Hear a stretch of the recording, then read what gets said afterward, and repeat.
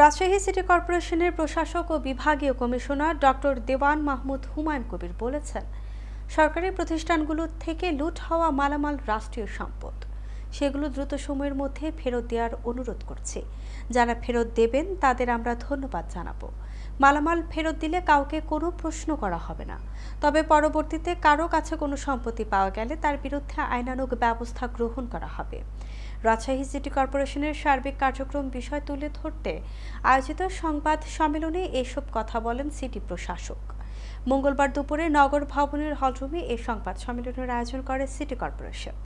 সংবাদ সম্মেলনে ডক্টর দেওয়ান মাহমুদ হুমায়ুন কবির আরও বলেন, সিটি কর্পোরেশনের ক্ষয়ক্ষতি নির্ধারণে কমিটি গঠন করা হয়েছে।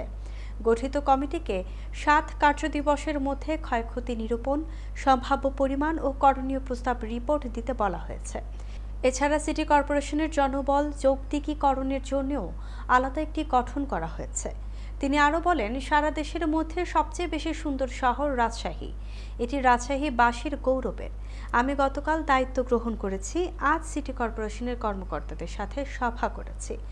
জনগুরুত্বপূর্ণ কাজগুলো, সেবা সমূহ দ্রুত সময়ের মধ্যে চালু করা হবে।